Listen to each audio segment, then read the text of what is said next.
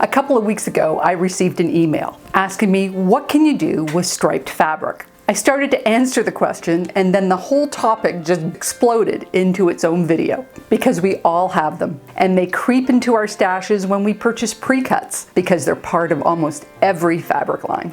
Stripes are, let's say, spirited. They can be dynamic and striking, but if you're not attentive, they can misbehave. So today's video is all about stripes, the variations, the tricks, and how you can use them in blocks to use up your stash. So stick with me and I'll show you how to do it.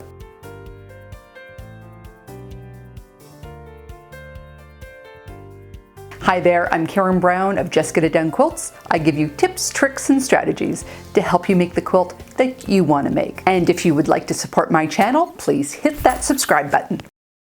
And I'd like to thank today's sponsor, Skillshare. There's striped fabric in almost every fabric line. They come in different sizes, different patterns, different repeats. Some are symmetrical, some are not. Some are on the straight grain, some are on the cross grain. Some you don't even know are stripes until you're across the room. But what they all have in common is direction. They look very different on the horizontal from the vertical. So you need to pay attention to keep your stripes in line. But you can also have a lot of fun when they intersect. So you have heard names like pinstripe, candy stripe, rugby stripes, regatta stripes. They all come from menswear. But as quilters, we really only need to know 3 broad classifications. These are 2-color, and the stripes are the same thickness. They come in so many different thicknesses that they have their own subnames like banker stripes, Bengali stripes, cabana stripes. Because the stripes are balanced, our eyes are always trying to average them out. So a blue-red stripe will become kind of purplish, and if you pair a red with a gray, it's amazing how pink that gray can turn. The higher the contrast, the harder for our brains to average them. So sometimes you might feel like you're going cross-eyed. Mirror prints can have 2 colors or more, and the stripes can be multiple thicknesses. The key point is that there's somewhere a line that you can draw down the middle, where on one side of the line is a reflection of what's on the other. The stronger the symmetry, the easier it is on your eyes. When the stripes are narrow, they can act very similar to the balanced stripes, but when they're large, like this Tula pink stripe, you can get some very dramatic results. Unbalanced. When I throw these up, you might feel like you're living in the 70s again.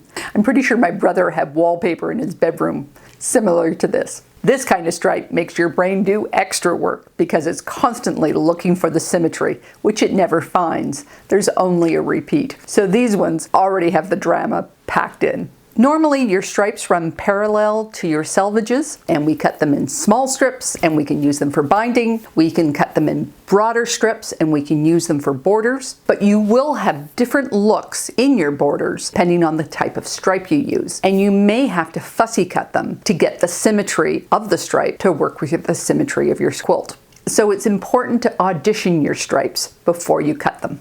And in sashing, you need to be careful that your stripes support your block design. That is, the boldness and the color of the stripe doesn't distract from your piecing. Sometimes the stripes run perpendicular to the selvages, and we call this a cross-grain stripe.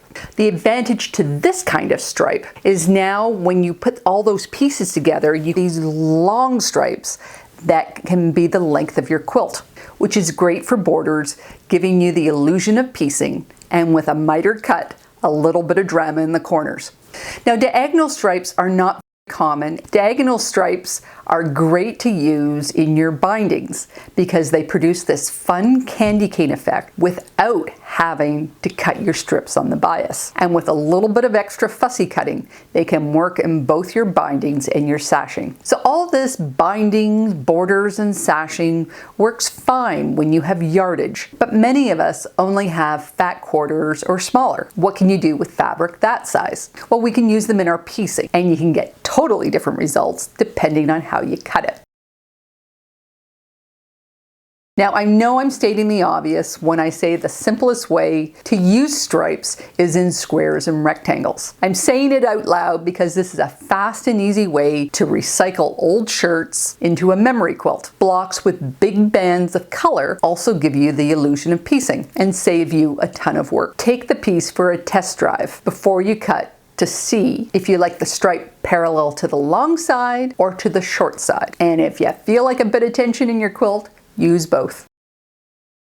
A bit of magic happens when you sew stripes with your HSTs. Cut your squares from the same strip of fabric. When you sew them together, this will produce two HSTs that have their stripes going in an L.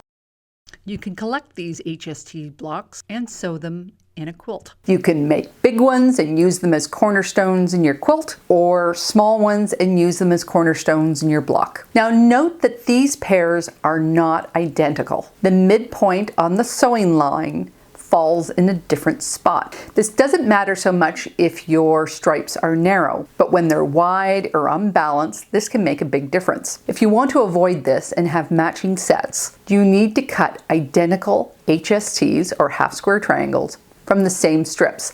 I like to use this easy angle ruler to make mine. And when I cut my strips, I like to have two strips identical, right sides together, on top of each other. So when I cut my triangle, I have a sewing set. I have a matched pair. You'll get one pattern from the bottom triangles, and you'll get a second pattern from the top triangles. This is also a place where you can use your diagonal stripes, getting nice starburst layouts.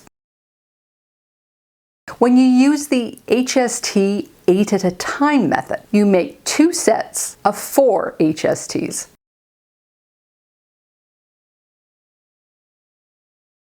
The regular way of making the quarter square triangle block is fast and easy if you are mixing and matching your stripes. This makes a cool block and it's so great for scrappy quilts. You can also align your stripes to give the illusion of a square and square block.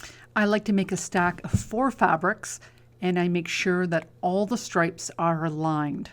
Cut your strip of fabric, align your ruler, that is the long side of the quarter square triangle, along the base of the strip. Now I use this quarter square triangle ruler, but you can just make a ledge along your regular ruler the same size. And cut. You will need 4 for a set. And these blocks also can be combined together to make a great quilt. You can also make your strips perpendicular to your stripe. Center the ruler on a strip to cut. It makes this starburst pattern. Before we get to the last blocks, let me tell you about Skillshare. Skillshare is an online learning community for creatives where millions come together to take the next step in their creative journey. Skillshare offers thousands of inspiring classes for curious and creative people on topics including illustration, photography, design, video, freelancing, and more. It doesn't matter whether you're a beginner, you're a dabbler, you're a pro, or a master. Skillshare has classes to fit your needs. Skillshare classes include a combination of video lessons and projects to fit your schedule and skill level. Members get unlimited access to thousands of inspiring classes, hands-on projects, and feedback from a community of millions. An annual subscription is less than $10 a month. Most classes are under 60 minutes long with short lessons to fit your schedule. The first 1,000 subscribers to click on the link in the description below will get 2 free months of Skillshare Premium.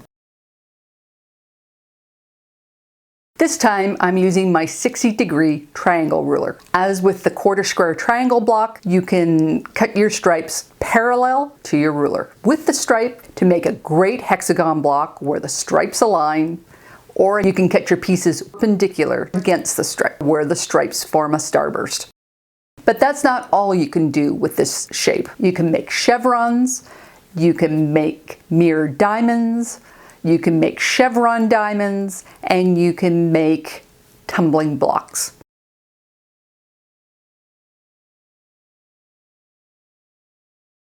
The 45-degree triangle ruler will produce very similar results to the 60-degree one, but this time we're working with an octagon. They can either align or they can be perpendicular.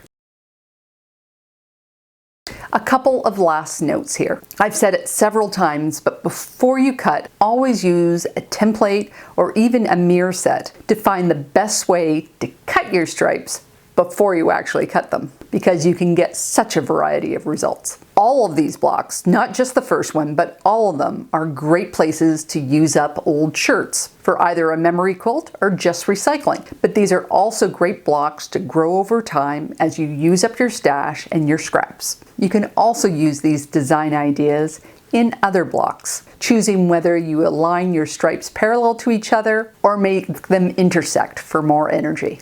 This was one crazy video for me. It took way longer than I thought it would, but I hope this information helps you in your quilting. Remember, you can download all my free Stash Buster patterns on my website at justgetitdonequilts.com. So if you like this video, please give it a thumbs up. Don't forget to subscribe and hit that bell beside the subscribe button so YouTube will notify you when I make new videos. You can also find me on Facebook, Instagram, and Pinterest at Just Get It Done Quilts. And of course, you can download all my Stash Buster patterns at justgetitdonequilts.com. So take care, and I'll see you next time.